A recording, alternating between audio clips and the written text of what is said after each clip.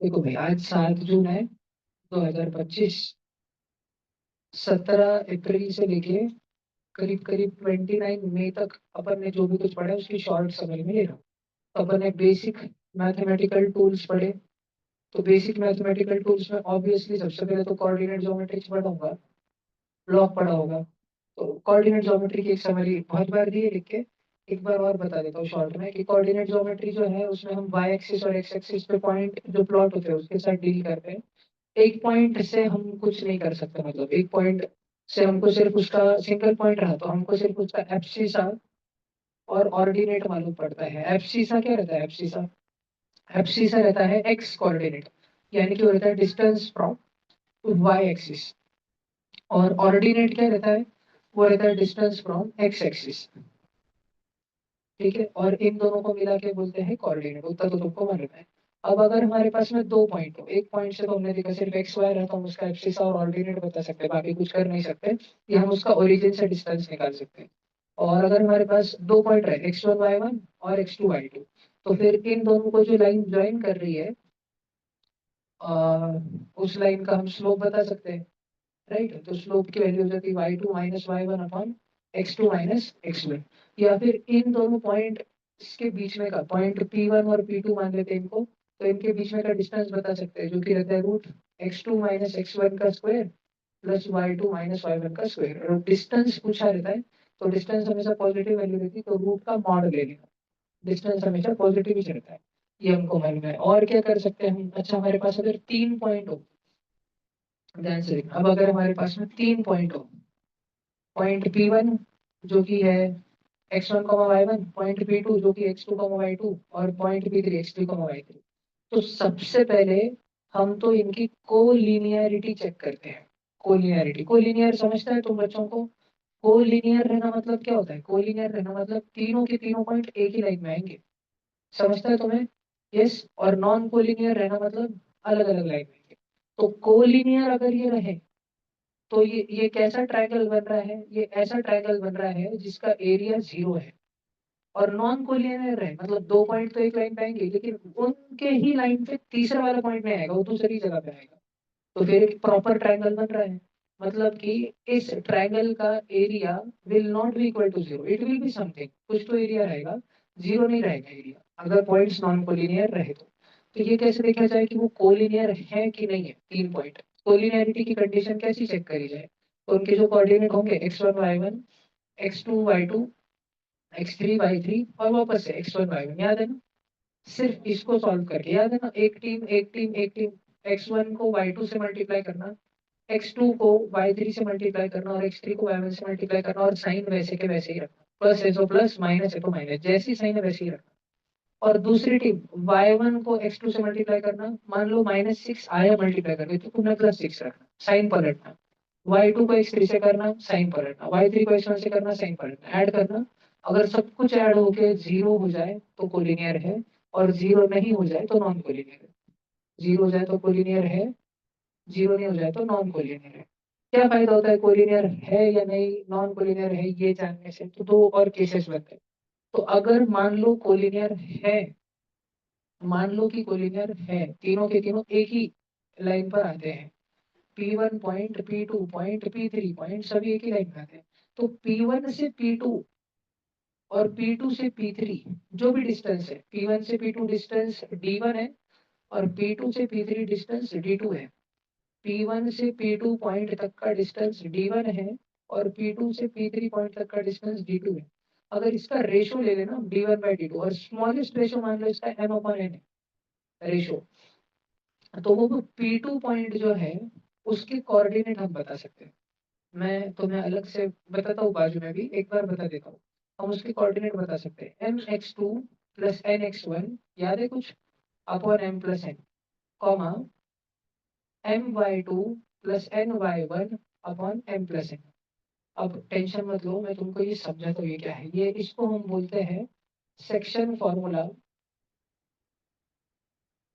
For internal division. इसका मतलब क्या है? तुमने बाहुबली 2 देखा है क्या? घर में झगड़े हो जाते, शिवगामी देवी वो टकले को बोलते हैं, उसको मारते हीरो को। देखा है ना? घर में झगड़े हो जाते। इंटरनली डिवाइड हो रहा है, पैदा हो रहा है डिवाइड, है ना, टीम्स में बढ़ जा रहा है। तो बड़े ध्यान से सुनो। मान लो कि एक पॉइंट 3, -4 था, कुछ भी ले लो, कुछ भी। दूसरा एक था 5, -6 था, ले लिया। इन दोनों को एक लाइन ज्वाइन करती थी, कितनी भी बड़ी होगी, कुछ भी होगी। अब इस लाइन पे ना बीचों बीच एक, बीचों बीच मतलब मिडल में नहीं, इस लाइन पे किधर तो भी एक पॉइंट आता था, और वो पॉइंट ऐसे जगह आता था कि इस लाइन के 7 टुकड़े होते थे, 7 टुकड़े, खट खट खट खट। और 3 टुकड़े इधर रहते थे और 4 टुकड़े इधर रहते थे। मतलब ये जो पॉइंट है, मान लेते हैं ये पॉइंट है पी। तो पी पॉइंट इस लाइन ए बी को 3:4 के रेशियो में डिवाइड करता है। इंग्लिश में क्या लिखेंगे? Point P divides the line A be in the ratio of 3:4। तो हमें ढूंढना है पॉइंट पी के कोऑर्डिनेट एक्स कॉमा वाई, ये ढूंढना है हमको। पॉइंट पी के कोऑर्डिनेट एक्स कॉमा वाई क्या क्या होंगे, ये हमें ढूंढना है। तो मैंने तुम्हें क्या बताया, मैं तुमको एक केस बताया कि अगर हमारे पास पॉइंट है x1 y1, इधर हमारे क्वेश्चन में x1 y1 की वैल्यू क्या है, 3, -4। और हमारे पास पॉइंट है x2 y2, सॉरी, हमारे क्वेश्चन में x2 y2 की वैल्यू क्या है, 5, -6। और बीच में कोई तो भी पॉइंट आ रहा है p, जिसके कोऑर्डिनेट x, y हमको ढूंढना है। और इधर का रेशियो m, इधर का रेशियो n, m:n, 3:4। तो x की वैल्यू कैसे ढूंढने की, mx2 plus nx1 upon m plus n। थोड़ी मदद कर सकते हो क्या मेरी? m की वैल्यू कितनी है अपनी, m की वैल्यू ऊपर नीचे m:n है ना, m:n, ऊपर 3:4 है ना, तो m की वैल्यू कितनी है, 3। x2 की वैल्यू कितनी है, x2 5 है ना, 5, 3 × 5 प्लस nx1, n कितना है, n 4, x1 कितना है, x1 3। समझ रहा है क्या, ये x1 है, ऊपर देखो ये x1 है, ये y1 है, ये x2 है, ये y2 है, समझता है क्या? Upon m plus n, m plus n म्हणजे 3 + 4, 3 × 5 = 15, 4 × 3 = 12, 15 और 12 27/7। एक पॉइंट आया, x की वैल्यू आई, मतलब p पॉइंट का x कोऑर्डिनेट हमको मिल रहा है 27/7। y मिल जाएगा जल्दी से, y भी ऐसे ही ढूंढते हैं, my2 plus my1 upon m plus n। शुरू में ये फॉर्मूला अजीब लगते हैं, धीरे धीरे आदत हो जाती है। m की वैल्यू क्या है, देखो नीचे एरो बने ना मेरे, m और n, ऊपर क्या है m और n, m कितना है 3, y2 कितना है, y2 दिखा क्या, ऊपर सर्कल करा, -6 प्लस ny1 4 × -4 अपॉन 3 + 4, 3 × -6 -18, 4 × -4 -16, -18 और -16, 18 और 16 कितना ऐड हो गया, 34।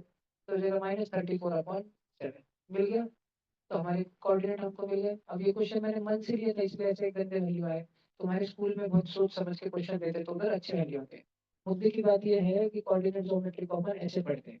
पढ़ने का तरीका क्या है, एक ही पॉइंट लो पहले, और सोचो कि अगर हमारे पास सिंगल पॉइंट रहता था, सिंगल पॉइंट, तो उससे क्या क्या ही कर सकते हैं हम उससे बहुत से बहुत एब्सिसा और ऑर्डिनेट बता सकते हैं। एब्सिसा रहता है वाई एक्सिस से डिस्टेंस, कि एक पॉइंट वाई एक्सिस से कितना दूर है, और हम ऑर्डिनेट बता सकते हैं जो कि एक्स एक्सिस से डिस्टेंस। एब्सिसा रहता है एक्स, ऑर्डिनेट रहता है वाई, ठीक है पहला।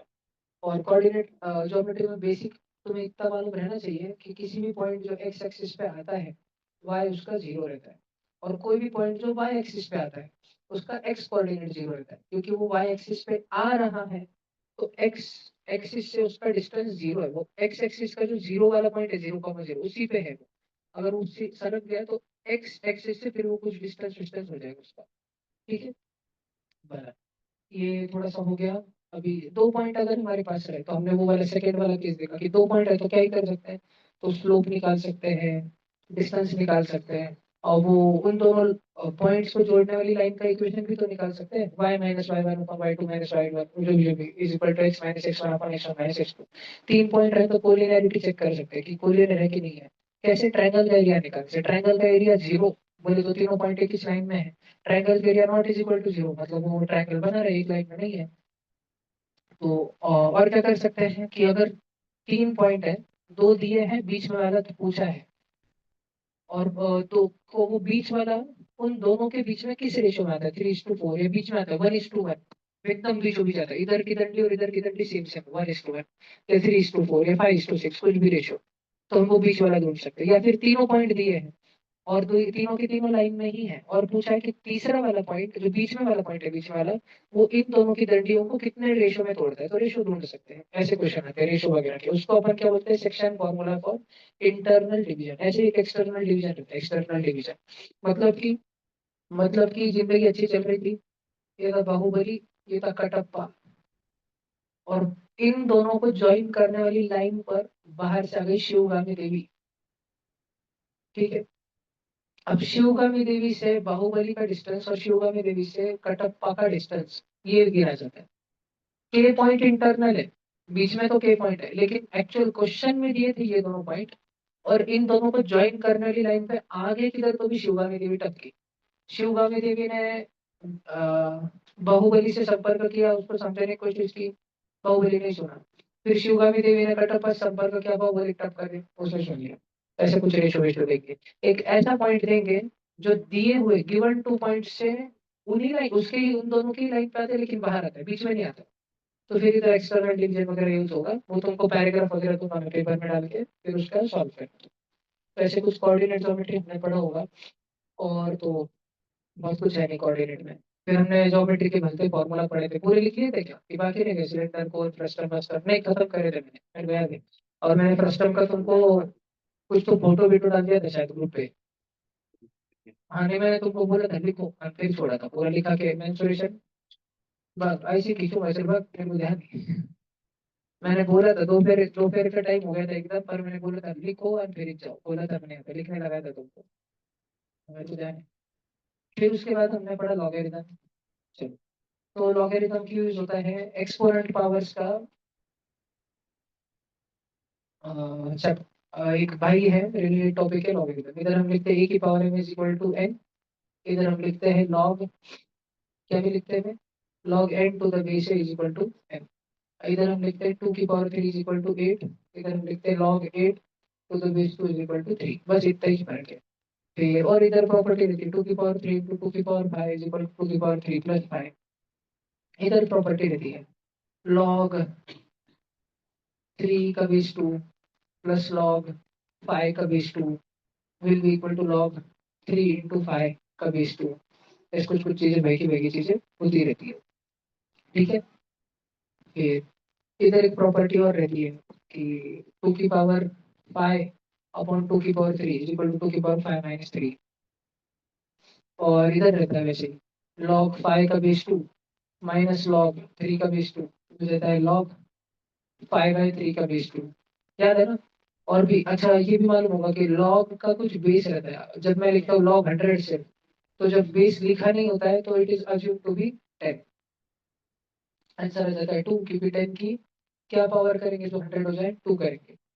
और कभी कभी क्वेश्चन में एच आता है ln 100, तो ln मतलब क्या, ln मतलब log 100, और जिसका बेस है e। e एक इरेशनल नंबर है, मालूम है ना, e एक इरेशनल नंबर है क्यू डैश, और उसको नेपियर्स कांस्टेंट कांस्टेंट बोलते हैं, और उसकी लगभग लगभग वैल्यू 2.71 तक समथिंग समथिंग रहती है बस। और फिर एक बहुत जरूरी प्रॉपर्टी हमने पढ़ी थी कि अगर a है उसकी power log b to the base c है, तो हम इसको सबसे ऊपर वाले को इंटरचेंज कर सकते हैं, b को नीचे डालेंगे, a को सबसे ऊपर भेज देंगे। याद है, ऐसी कुछ प्रॉपर्टी हमने पढ़ी थी।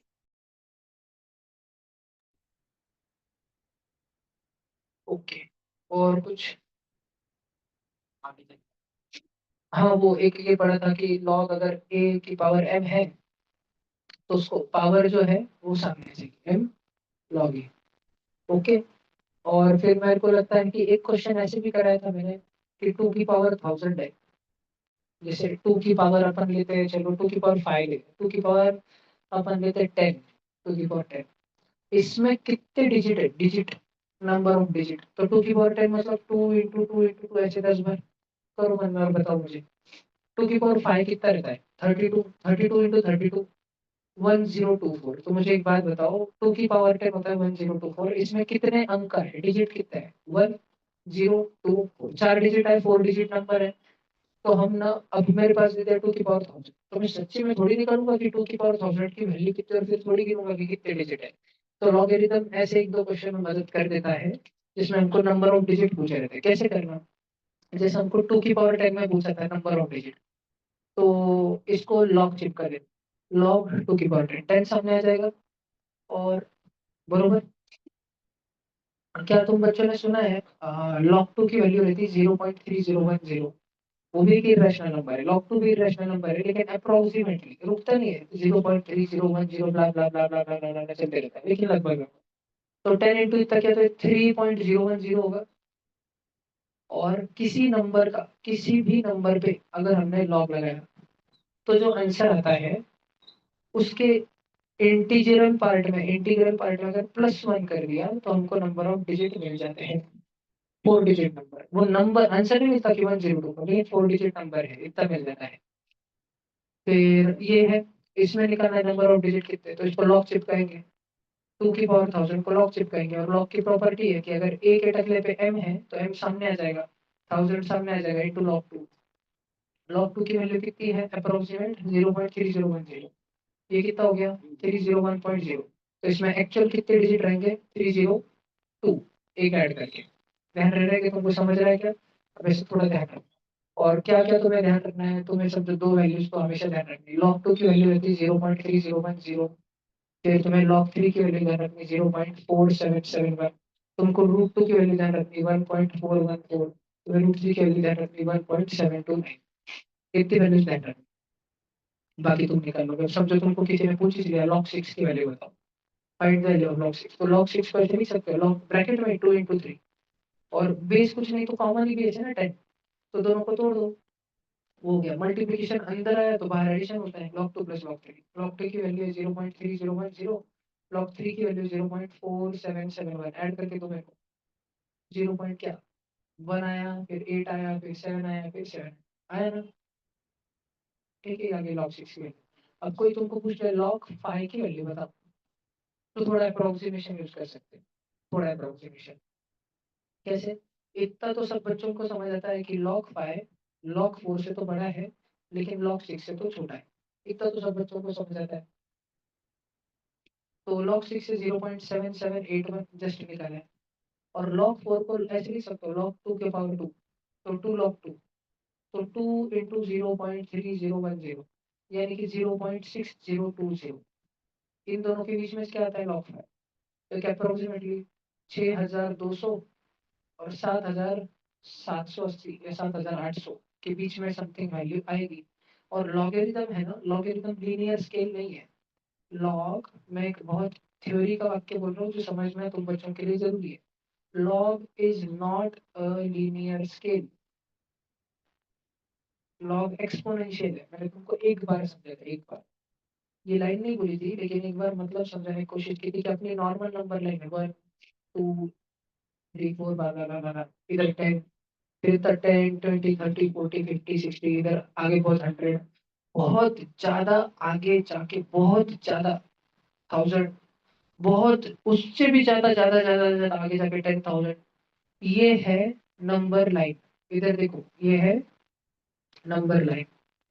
और ये नीचे वाली है लॉगरिथमिक स्केल। देवयानी जी ध्यान से सुनना, 1 है ना 1, लॉग 1 की वैल्यू कितनी होती है 0, 10 की वैल्यू कितनी होती है 1। अब बड़े ध्यान से सुनो, लॉग ने क्या किया, लॉग ने 1 को 0 बना दिया, 10 को 1 बना दिया। याद है ना, log 1 की वैल्यू 0 होती है, log 10 की वैल्यू 1 होती है। इतना तो समझ आ रहा है। तो इधर नंबर लाइन में हम 1 से 10 तक गए तो log में 0 से 1 पर है, फिर 10 से 20 गए तो 1 से 2 नहीं आए, 10 से हम, कुछ तो हुआ, एक मिनट, हाँ, 10 से हम 100 पे गए, log ने 100 को खींच के 2 पे ला लिया। 100 से हम बहुत ज्यादा आगे 1000 पर गए, उसने उसको खींच के 3 पे ला लिया। log 100 2 रहता है, log 100 log 1000 3 रहता है, log 10,000 4 रहता है। खच खच खच खच पीछे खींच के लाए।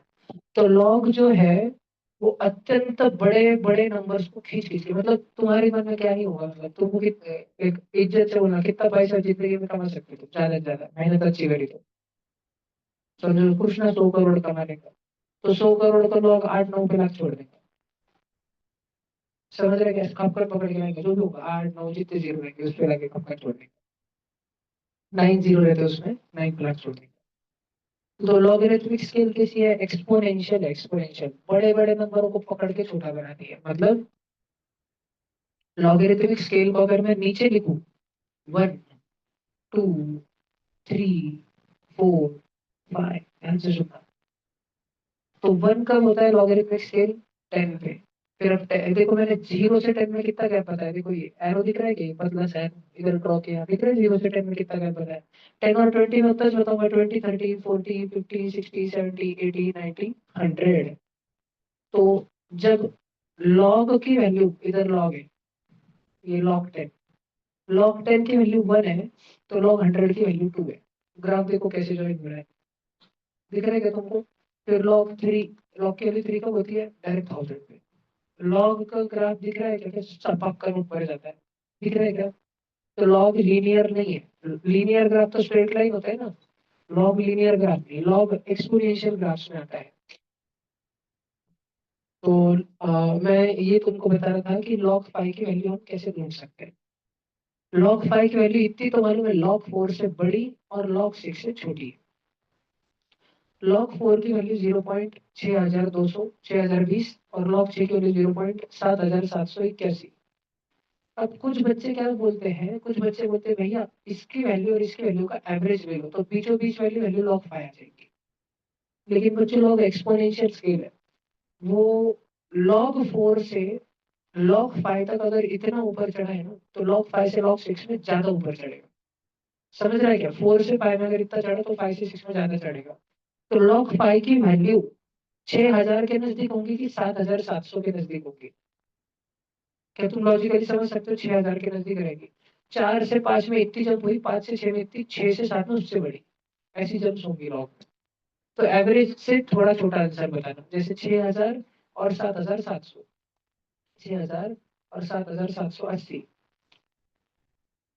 इसका एवरेज अपॉन 2 किया तो कितना होता? 6890। 6890 से छोटा बता दो, 6700, 6600। ये लॉग 5 की लगभग वैल्यू है। समझ आ रहा है तुमको? ठीक है, अभी आगे और बात करेंगे अपन इस पे, आगे चलते हैं फिलहाल। तो लॉग हमने कुछ पढ़ा, लॉग के क्वेश्चंस वगैरह भरपूर करे होंगे। समेशन की चीजें सीखी हमने। एक तो तुमको समेशन लिखते आना चाहिए। अगर मैं तुम्हारे सामने दे दूं समेशन के स्क्वायर अपॉन के प्लस वन, बहुत इजी सा दिया, और के की वैल्यू मैंने बोल दी 0 से लेके के की वैल्यू है 10 तक।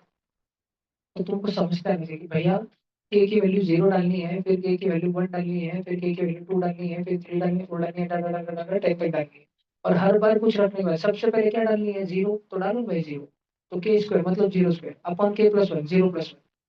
के की वैल्यू 0 डाली ना, फिर प्लस की साइन, अब के की वैल्यू 1 डालो। के स्क्वायर मतलब 1 स्क्वायर अपॉन के प्लस वन मतलब 1 प्लस वन।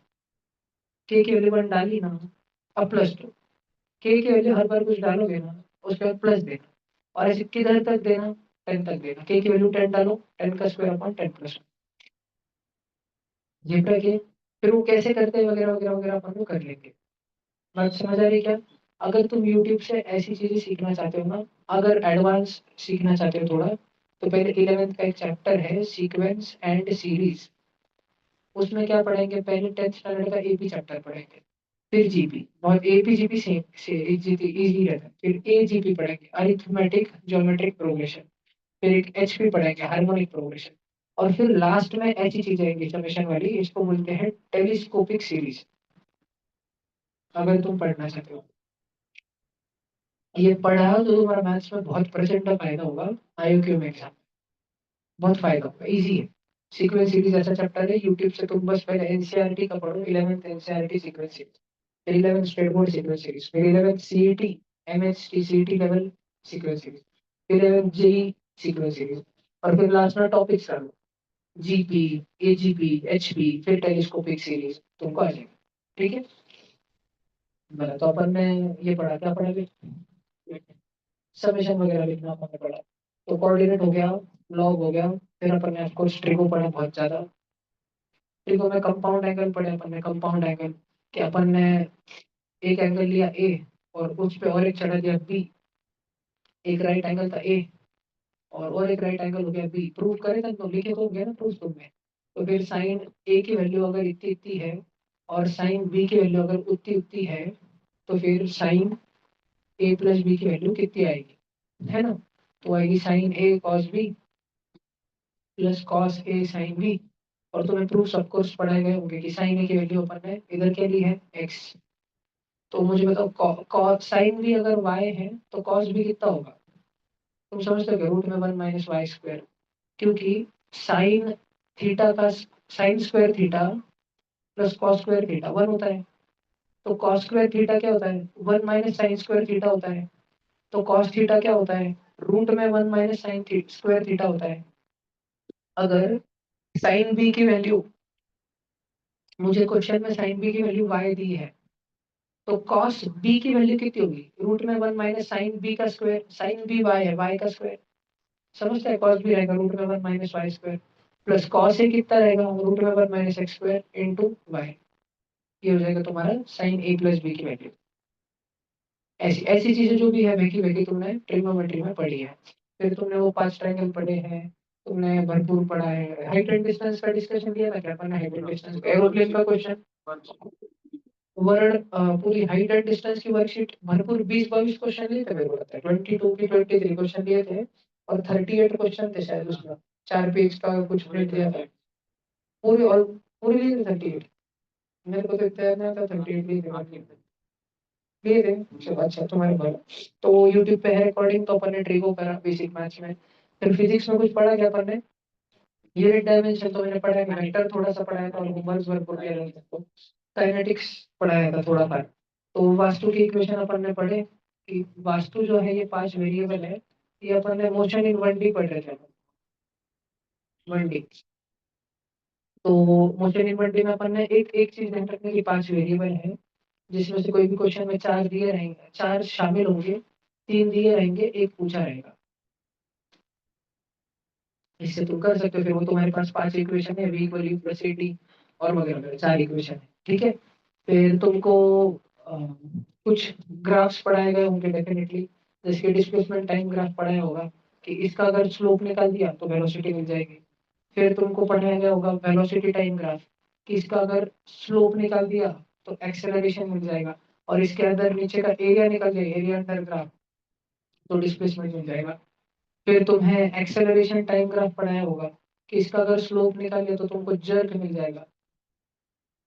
जर्क मतलब याद है? झटका। और अगर तुम इसके नीचे का एरिया निकाल दो तुमको चेंज इन वेलोसिटी मिलेगी। चेंज इन वेलोसिटी एरिया, ये बहुत बारीकाई से थ्योरी निकालता हूँ मैं। इधर बोलता हूँ एरिया मिलेगा, अगर वेलोसिटी टाइम ग्राफ का एरिया निकाला तो डिस्प्लेसमेंट मिलेगा। लेकिन मैं जब बोलता हूँ एक्सेलरेशन टाइम ग्राफ का एरिया निकालोगे तो वेलोसिटी नहीं मिलेगी, चेंज इन वेलोसिटी मिलेगी। मतलब शुरू में अगर वेलोसिटी 10 मीटर प्रति सेकंड थी और उससे 50 मीटर पर सेकंड हो गई, तो तुम्हारे एक्सेलरेशन टाइम ग्राफ का एरिया निकाल के तुम्हें को आंसर 50 नहीं मिलेगा, तुमको 40 मीटर पर सेकंड मिलेगा कि शुरू से फाइनल में चेंज कितना हो गया। 10 से 50 गया तो बदलाव कितने का हुआ, चेंज कितने का हुआ, वो तुम्हें मिलेगा 40 का। समझ आता है क्या तुमको ये? ठीक है। तो अपन ने थोड़े काइनेमेटिक्स के ग्राफ पढ़ेंगे। आई एम श्योर कि अपन ने क्वेश्चन के डिस्कशन तो भरपूर लिए होंगे काइनेमेटिक्स के, वास्तु के क्वेश्चन, ग्रेविटी वगैरह ये तो भरपूर करा होगा। फिर प्रोजेक्टाइल मोशन मैंने तुमको बोल दिया होगा कि अगर यू टेढ़े थीटा एंगल पे फेंकते हैं तो मैंने ऑफकोर्स तुमको बहुत सिखाया होगा कि बाबा थीटा जो है जमीन को चिपके वाला है, इधर यू है तो चिपके वाले को कॉस थीटा लिखना, और जो बच गया सीधा वाला परपेंडिकुलर कंपोनेंट उसको साइन थीटा लिखना। अब ग्रेविटी जो है वर्टिकल दिशा में ही लागू है, तो वास्तु के इक्वेशन इनमें ही लगेंगे। ग्रेविटी को कोई कोई भी फोर्स हॉरिजॉन्टल दिशा में है नहीं, एयर रेजिस्टेंस अपने सिलेबस में है नहीं, तो जितने टाइम में ये बॉल जाके नीचे गिरेगा उतने टाइम तक ही इधर चलते रहेगा। तो कितना दूर गिरेगा वो रेंज है, कितने हाइट तक जाएगा वो हाइट है। फिर time of ascent, time of descent और पूरा टाइम ऑफ फ्लाइट है। ये सब पढ़े प्रोजेक्टाइल मोशन में, 2D मोशन में अपन ने कुछ इसके क्वेश्चन नहीं करे। तुमने छुट्टियों में होमवर्क खत्म करा क्या सारा सारा? ये डेंजर हुआ है तुमको, होमवर्क का पूछ लेता हूँ। कल पूछूंगा, आज नहीं पूछूंगा। मुझे पूरा महीना भर पूछता रहूंगा मैं, रोज थोड़ा थोड़ा। कल मैं कुछ समझो मैडम जी का देख लूंगा बस एक, फिर परसों में कुछ एक देखूंगा, तरसों एक देखूंगा, ऐसे 10-15 दिन तक होमवर्क चलेगा। कुछ 10-10 मिनट रोज मारूंगा तुमको। तुम कितना ही बचोगे? महीना भर ऑफलाइन करोगे तो रोज का हिसाब किताब रखूंगा, कौन कौन एब्सेंट है ऑनलाइन है वो था। मैडम जी का लास्ट डेट था। ठीक है, पहले इजी इजी वाले लूंगा मैं, 1-2 दिन तक तुम बचते रहो, बचे वाला तुम्हारे फटफट करते रहो। मैं भी टॉर्चर करना नहीं मेरे को तुमको। काइनेमेटिक्स पढ़ लिया, न्यूटन्स लॉ पढ़ा क्या? हाँ शायद पढ़ा था। हाँ, ये न्यूटन्स लॉ में ये तो पढ़ा ही होगा, फोर्स जो है वो रहता है rate of change of momentum, ये तो पढ़ा ही होगा ना। और अच्छा कुछ थोड़ा बहुत कैलकुलस वैलकुलस भी पढ़ेगा तुमको, है ना? ये दो तो पढ़ा ही थे ना।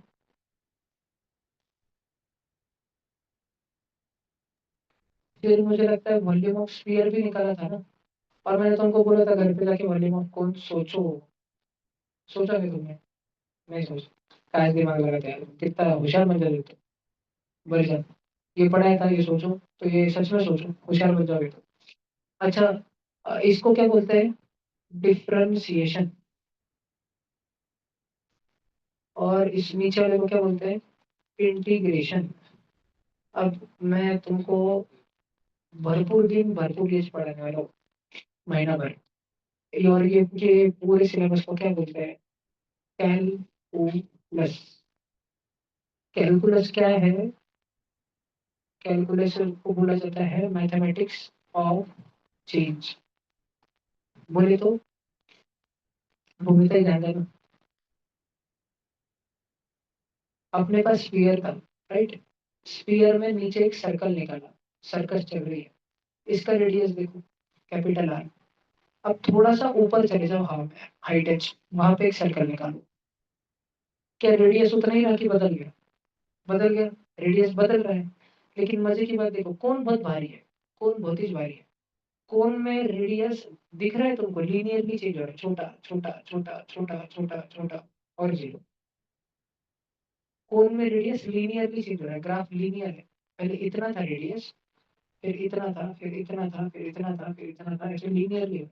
जबकि स्फीयर में ऐसे चेंज हो रहा है, पहले यहाँ से यहाँ तक था, फिर यहाँ से यहाँ तक था, फिर यहाँ से यहाँ तक था। कोन में ऐसे जा रहा है और स्फीयर में ऐसे चेंज हो रहा है। समझ रहे हैं क्या तुमको? तो चेंज कैसे हो रहा है? चेंज तो हो रहा है, लेकिन चेंज कैसे हो रहा है?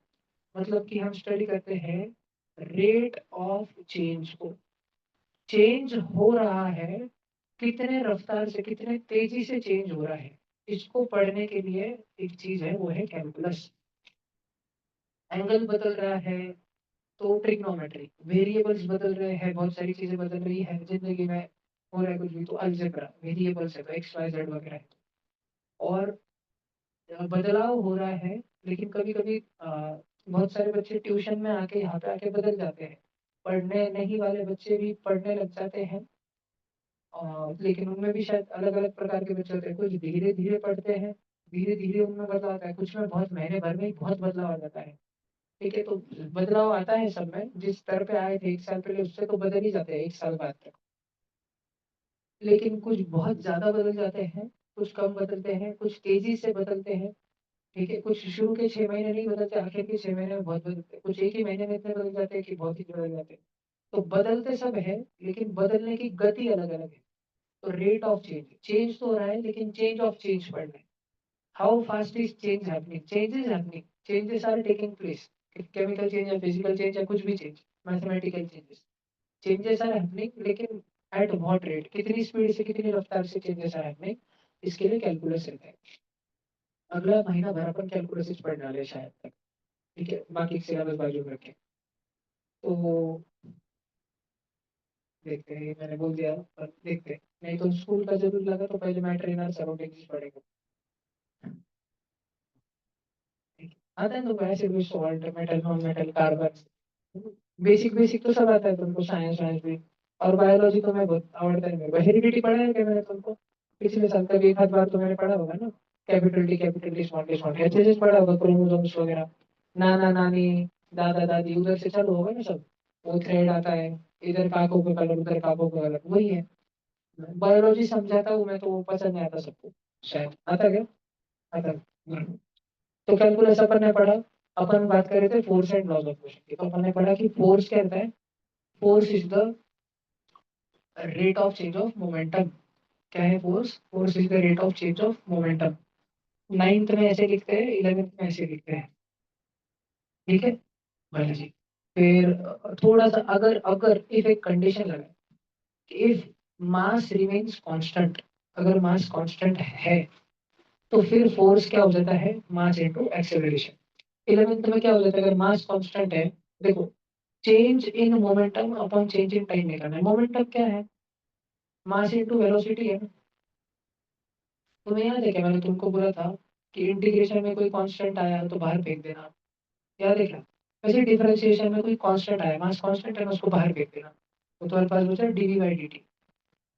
DV by D by D T है, डी मतलब चेंज, डिफरेंस आ रहा है, डिफरेंस चेंज हो रही है, चीजें बदल रही है, डेविएट हो रही है, भटक रही है, तो चेंज हो रहा है वेलोसिटी में विद रिस्पेक्ट टू टाइम, वो तो एक्सेलरेशन ही रहता है ना। तो दोनों एक ही बात है। तुम फोर्स को मास इनटू एक्सेलरेशन लिखो या फोर्स को mass into D by D T लिखो, दोनों एक ही बात है, ठीक है। तुम बच्चों के सिलेबस में बस होता क्या है, तुम डीवी बाई डी टी को क्या लिखते हो मालूम है, तुम चेंज इन हो, triangle V upon triangle T ऐसे लिखते हो, सेम ही बात है, एक ही बात है, ठीक है। और अच्छा, कभी कभी कभी कभी अगर एक्सेलरेशन कांस्टेंट रहे, यानी कि डीवी बाई डी टी अगर कांस्टेंट रहे, जैसे कि कब होता है भैया, मान लो कि आ, मैं बोर हो गया ट्यूशन ले लेके, और मैंने वालू तस्करी का धंधा चालू कर दिया, और रोज रात में शिवनाना के टेम्पो लेके जाता था मैं, पानी फावड़े से वालू भरने लगा था मजदूरों को। और मेरे को मजा आता था जब पुलिस की गाड़ी हमारे पीछे रहती थी, कि पुलिस की गाड़ी पलटाने के लिए मैं ट्रक भगाता था, और पीछे का ये खोल देता था, और पूरी वालू नीचे पड़ती हुआ है, और पुलिस की गाड़ी वालू में पलट जाती थी।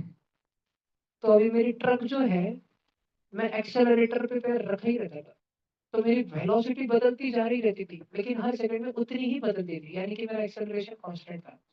लेकिन मेरे ट्रक का मास, लोखंड का मास, हमारा लोगों का मास, और एक है रेती का मास, तो रेती बाहर गिर रही है ना, तो ट्रक का मास बदल रहा है क्या, समझ रहे क्या तुमको, is there change in mass, yes, mass बदल रहा है। तो अभी फोर्स का फॉर्मूला पढ़ते हैं, अगर मास सेम नहीं है, तो अगर फोर मास कांस्टेंट है तो फोर्स का फॉर्मूला मास इनटू एक्सेलरेशन होता है। लेकिन अगर मास बदल रहा है तो फिर फोर्स का फॉर्मूला क्या होगा, देखो फोर्स क्या है, न्यूटन बाबा क्या बोले, न्यूटन बाबू बोले rate of change of momentum. Momentum क्या है, मास इन मोमेंटम क्या है, मास इनटू वेलोसिटी है। अभी अभी जस्ट तुमको क्या बताया गया है कि मास चेंज हो रहा है, और लेकिन तुमको बताया गया है कि dv by dt is constant, acceleration is constant, sorry acceleration is constant, acceleration, velocity is not constant, acceleration is constant. अंदर दो जन है, मास है और वेलोसिटी है, एक है मास, दूसरा है वेलोसिटी। तुमने मोहित त्यागी पूरा किया है क्या, मैं वो तुमने होमवर्क पूरा किया है, मैं वो पकड़ के समझा रहा हूँ कि शायद तुमने कैलकुलस पूरा किया है, 35 वीडियो, जिसमें से मैंने 7 करने बोले थे, करा है तुमने, वो बेसिक बोला था, मैंने 7 ही बोले थे उसमें क्या, इक्वेशन ऑफ स्ट्रेट लाइन तक, और उसमें शायद 35 है। तो तुमने बाद में कि करे हैं क्या, शायद मैं पिछले 5 मिनट से ये समझ के पढ़ा रहा हूँ मेरा प्रॉब्लम कि तुमने करे वाला है। तो ठीक है, मैं अगली स्टेप बस बता देता हूँ कि अपन लिखेंगे M D V by D T plus V D M by D T, ये फोर्स का फॉर्मूला हो जाएगा। मेरी गलती हो गई, मैं मान के चल रहा था कि तुम होमवर्क करके आए हो, शायद तुम में से कोई करके नहीं आए, तो तुमको समझेगा इसमें क्या, क्यों नहीं करा है तुमने। चेन रूल पढ़ा तुमने, चेन रूल ऑफ डिफरेंशिएशन उसमें था, उसमें था, तुमने नहीं करा वो होमवर्क, मैंने जितना डाल दिया। मैंने ग्रुप पे जब डाला था ना इस बार वो मैसेज, तो मैंने उस दिन मीटिंग ली थी ना सुबह, है ना तुम लोग, मैंने बोला था पूरी खत्म कर देना, सब जो डाल रहा हूँ वो सब खत्म कर डालना प्लेलिस्ट पूरे।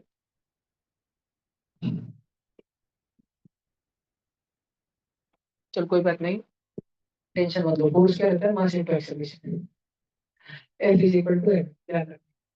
फिर उसके बाद तुमने ध्यान रखने का कि अगर एक्सटर्नल फोर्स अब्सेंट है, क्या बात बोलने वाला हूँ मैं आगे, बताओ, अगर एक्सटर्नल फोर्स अब्सेंट है तो क्या बोलता हूँ मैं आगे, ये हमेशा ये कंडीशन क्यों ध्यान रखना रहता है, if external force is zero, बताओ मुझे क्या बोलूंगा आगे, देन बताओ, कुछ तो बताओ, कोई तो भी हिम्मत करके बताओ, जो गलत बोला, क्या क्या गलत हुआ तो कोई बात नहीं, नहीं तो अगर फोर्स जीरो तो एक्सेलरेशन तो जीरो ही रहेगा। नहीं, मैंने क्या बोला था बाहर, मैंने तुमको एग्जांपल दिया था कि गाड़ी में बैठ के, गाड़ी पंक्चर हो गई, गाड़ी चलने रही तो गाड़ी में बैठ के धक्का मारेंगे, क्या भाई बहुत कचरी रिविजन करके आए हो लोग। ठीक है, तो मोमेंटम कंजर्व रहेगा, इनिशियल मोमेंटम और फाइनल मोमेंटम कांस्टेंट रहेगा। इसको बोलते हैं कंजर्वेशन ऑफ मोमेंटम। स्केटबोर्ड वाले क्वेश्चन करे थे ना हमने, करे थे ना। एक बालक इतने स्पीड से इधर स्केट बोर्ड रखा हुआ था, उसमें भाग के आया 12 किलो, 12 किलो का स्केट बोर्ड उसमें 32 किलो का बालक इतने स्पीड से भाग के आया। स्केट बोर्ड 0 वेलोसिटी पे था, रेस्ट पे था, बालक भाग के आया 5 मीटर पर सेकंड में। अब दोनों साथ में जा रहे हैं, तो बताओ कितने वेलोसिटी जाएंगे। ऐसा करेंगे क्वेश्चन।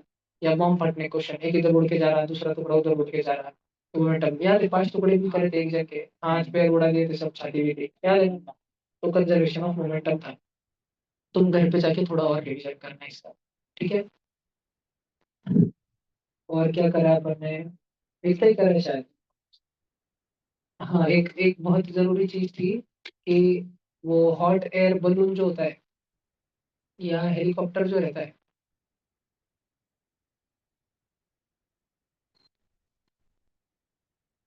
जब ये चीजें ऊपर जा रही होती है और इनसे कोई चीज बस हम ड्रॉप कर दें, जस्ट ड्रॉप, तो ड्रॉप करने पे उनकी इनिशियल वेलोसिटी जीरो नहीं होती। ये जितनी जिस समय पे चीज को छोड़ा गया, उस समय पे हेलीकॉप्टर की या हॉट एयर बलून की जितनी रफ्तार थी, वर्टिकल वेलोसिटी थी, ड्रॉप किए गई चीज की वेलोसिटी उतनी रहती है। मतलब वो उसी वेलोसिटी से गिरना चालू करता है और फिर नीचे गिरता है। वो डायरेक्ट छोड़ के डायरेक्ट नीचे नहीं आता है, वैसे गिरता है। ठीक है, उसको जस्ट छोड़ा, उसकी वेलोसिटी थी यू कम कम कम हुई, जीरो हुई, और फिर ग्रेविटी, ग्रेविटी तो हमेशा ही खींच रही थी, इसलिए उसकी वेलोसिटी जीरो और फिर वो नीचे की दिशा में। ठीक है। फिर एक हमको ध्यान रखना है, वो बाउडी के क्वेश्चन है, तो वेल के कि स्टोन डाल दिया तो कब कितने देर में आवाज आएगा उसका, है ना? तो हमको वेलोसिटी ऑफ साउंड ध्यान रखना है, स्पीड ऑफ साउंड ध्यान रखना है, लगभग लगभग 343 मीटर पर सेकंड। ओके। अजून काही होता का मैथ्स में कुछ वगैरह और पढ़ा है? क्वाड्रेटिक अलजेब्रा तो भरपूर पढ़ा होगा, स्प्लिटिंग द मिडल टर्म और फैक्टराइजेशन और वगैरह वगैरह वगैरह। तो पहले पढ़ा होगा, वेक्टर का मैथ्स पढ़ा होगा ना तुमको, थोड़ा ट्रायंगल वैंगल के बारे में पढ़ा होगा, एरिया ऑफ पॉलीगॉन्स वगैरह में पढ़ा होगा बहुत सारा, है? कि एक वेक्टर ए है, वो जिस दिशा में जा रहा था, वहां से थीटा एंगल मुड़ के दूसरा वेक्टर बी है। तो तुमको अगर फाइनल डिस्प्लेसमेंट निकालना है, रिजल्टेंट वेक्टर, सिर्फ उसका फिलहाल तो मैग्नीट्यूड निकालना है, मैग्नीट्यूड। तो कैसे निकालेंगे? A square plus B square plus 2ab cos theta से निकालेंगे। और फिर इससे अपने सीखा था कि भाई कॉस थीटा के लिए कितनी कितनी रहती है, कम से कम -1 हो सकती है, ज्यादा से ज्यादा +1 हो सकती है। तो जो अंदर की चीज है, वो A square plus B square minus 2ab भी बन सकती है, -1 अगर कॉस थीटा की वैल्यू हो गई तो। या अंदर की चीज A square plus B square plus 2ab भी बन सकती है, यानी कि अंदर की चीज ए माइनस बी का होल स्क्वायर भी बन सकती है, या अंदर की चीज ए प्लस बी का होल स्क्वायर भी बन सकती है। तो सॉल्व करके अगर तुम्हारे पास दिया है 3 और 4, 3 और 4 का छोटे से छोटा वैल्यू कितना होता है, माइनस कर दो दोनों को, नेगेटिव मोस्ट वैल्यू कितना हो सकता है, एक को पॉजिटिव एक को नेगेटिव लेके -1 होता है। या अपन फिलहाल के लिए सिर्फ मैग्नीट्यूड वाइज बात करें, तो दोनों सब्ट्रैक्शन करो, 3 4 में 1, मैग्नीट्यूड सिर्फ मॉड्यूलस वैल्यू पॉजिटिव, और दोनों के एडिशन कर दो 7। तो छोटे बच्चे थे तो 3 और 4 7 होता था। अब वेक्टर में 3 का वेक्टर, 4 का वेक्टर, 1 से लेके 7 तक कुछ भी हो सकता है, 1 भी हो सकता है, सॉरी रेक्टेंगल ब्रैकेट, 7 भी हो सकता है। क्या है? अच्छा, फिर शायद तुम्हें कुछ होमवर्क दिया गया था मैथमेटिक्स का, जिसमें तुम्हें x-2 x-3 का square blah blah blah x-4 is greater than equal to 5 कुछ ऐसे करना रहता था। हाँ, तो यूनियन इंटरसेक्शन वो चीजें तुम्हें आती थी, राउंड ब्रैकेट स्क्वायर ब्रैकेट, है ना, इंटरवल्स वगैरह, बेबी कर्व मेथड, है ना, प्लस माइनस प्लस और स्क्वायर आया तो वही साइन चलती है, प्लस ऐसा वैसा। तो याद है कि ये सब करा था, ये सब मॉड्यूलस पढ़ा था, मॉड्यूलस पक्का याद है, modulus x-3 is greater then x-4। तो मॉड जब खुलता है मॉड, तो जो उधर वाला नंबर होता है, उधर वाला, उसको प्लस और माइनस दोनों जाता है, लेकिन ये सब कुटाने करने से पहले तुमको चुपचाप नंबर लाइन पे मार्किंग करनी चाहिए। x-3 है तो 3 करोगे, x-4 है तो 4 करोगे। अब 4 से कोई भी एक बड़ा नंबर मन में ले लो, 5 ले लो, दोनों जगह 5 रख के देखो, मन के मन रख के देखो, 5-3 2 होता है, 5-4 1 होता है। तो क्या 2 बड़ा है 1 से? यस, क्या ट्रू है? क्या statement, is it true? Yes, this is true.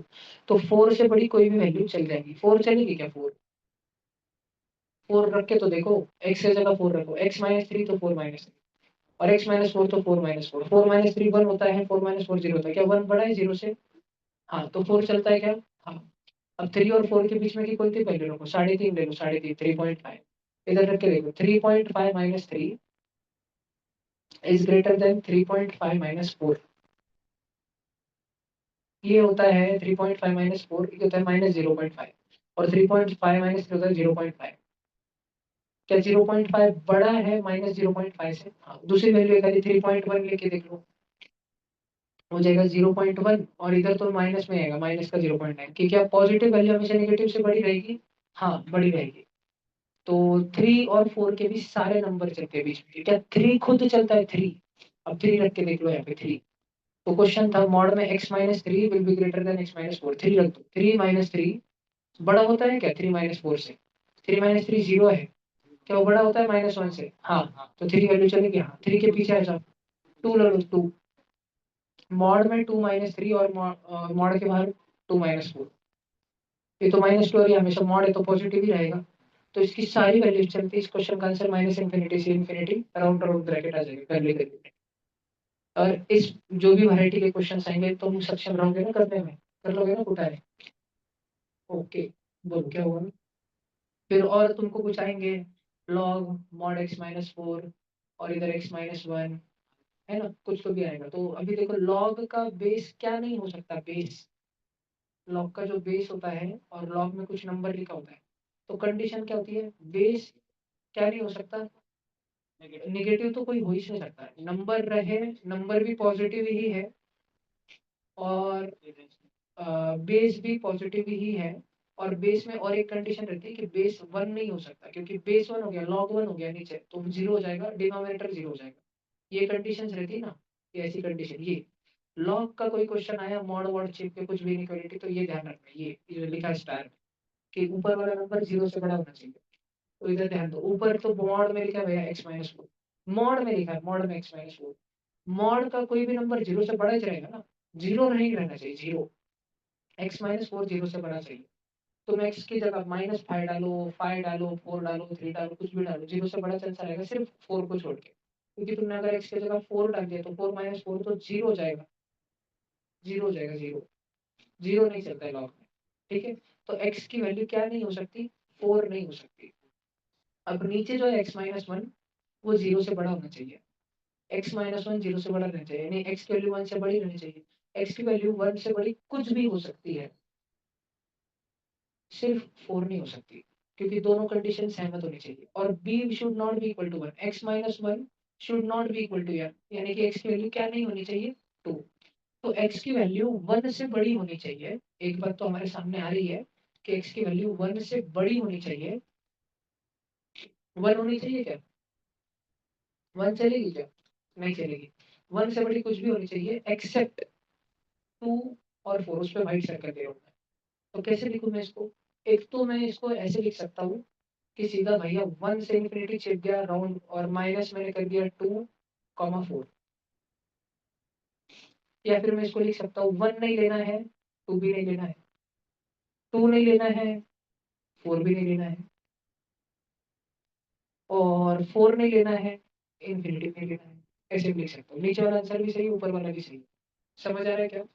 अगर सच में तुमने वो बीजी सर के कुछ लेक्चर वेक्चर करे थे, कुछ पढ़ाई वढ़ाई करी होगी, अगर छुट्टी में टफ जा रहा है, मैं समझ रहा हूँ, शक्ल पे से, ऑनलाइन ऑफलाइन सबके शक्ल पे से समझ पा रहा हूँ, शुभ्रा तो इतना भूल चुका है ये सब कुछ, शुभ्रा घर में गप्पे मारते बैठा है, ध्यान नहीं देना इधर, अच्छा है, ऐसी जिंदगी चल रही चाहिए, आड़ा दुकान पे बैठो मैथ क्या करने, तेरे क्या आड़ा दुकान, ये तो मैथ पढ़ा है। समझ रहे हैं सबको? हाँ, मैं होमवर्क के लिए तुमको पनिश तो करूंगा, तो मिलना तो चाहिए, धाक तो रहना चाहिए साल भर में, तुम साल भर कुछ करोगे नहीं, बैच का मोमेंटम टूट जाएगा, मैं पढ़ाते जाऊंगा तुमको समझ में आएगा, फिर मैं बैठे ट्यूशन छोड़ दोगे, तुम्हारी जिंदगी वाट लगेगी पूरी, बरोबर नहीं दिया, मैं तेरे को छोड़ने के लिए क्या रखा है, तो तुम पढ़ो क्योंकि तुम्हारा फायदा है, शायद तुमको रियलाइज हो रहा होगा किसी को कि होमवर्क कर लेना चाहिए था, छुट्टी तो काफी थी, बिल्कुल। अभी फिलहाल तो इतना पड़ा है, अब थोड़ा कुछ नया चालू करते हैं आज पर। आज एकादशी का आज चालू करना है कुछ। कैलकुलस चालू कर देगा।